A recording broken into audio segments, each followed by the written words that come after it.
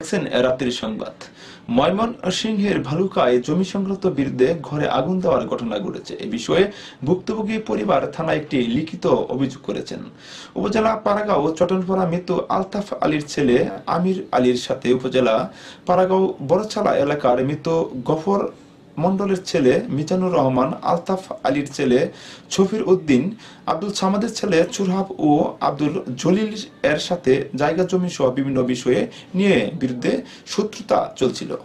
গত বৃহস্পতিবার উল্লিখিত ব্যক্তিরা সহ অজ্ঞাতনামা আরো 10-12 জন আমির আলীর বসতবাড়ির পশ্চিম পাশে দখলীয় জমি জোরপূর্বক জবরদখল করার জন্য জমিতে ইট, বালি, সিমেন্ট নিয়ে জমির ভান্ডারি নির্মাণ কাজ শুরু করে। তখন আমির আলী ও তার পরিবারের লোকজন বাধা নিষেধ করলে সকলেই মারার জন্য এগিয়ে আসে। পরে পরিবারের লোকজন সহ বয়ে ধরে ঘরের ভিতর আশ্রয় নিলে উল্লিখিত ব্যক্তিরা এক পর্যায়ে রান্নাঘরের আগুন লাগিয়ে দেয়। তখন ডাক চিৎকার আশেপাশে লোকজন এসে আগুন নিয়ন্ত্রণ আনে।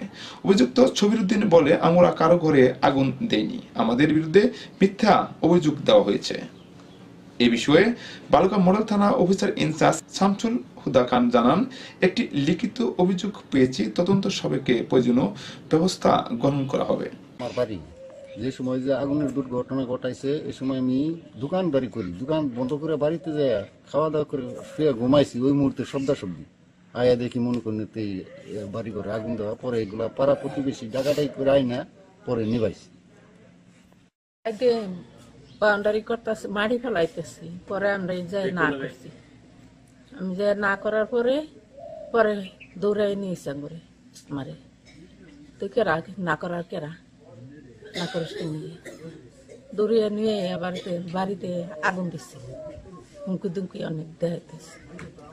চিনতে পারছিলেন কে? চিনতে পারছি, নাম ছফির উদ্দিন, জলিল, তারপর সুরাব ভান্ডারি। আরো লোকজন বড়াই যে আশেপাশে যখন দেখলো না 4 জন যে খারে রয়েছে বাড়িতে, আবার হিমবুরা ডেউ পাঠাছে লোকজন বোধহয় 200-300 মধ্যে খারা। শীতের দিন মুখ বান্ধা চিনা যায় বড়। দীর্ঘদিন ধরে বেস্টিয়া গ্রুপের চেয়ারম্যান মিজান সাহেব আমার সাথে জমি নেহেরা ঝামেলা করতে আছে। কালকে হঠাৎ করে আমার বিশেষ কাজে ঢাকায় চলে যাওয়ার পরে তারা হঠাৎ করে ছফির উদ্দিন, সুরাব ভান্ডারি, আব্দুল জলিল এরা মিলে আমার ক্ষেতের মধ্যে কাজ ধরে।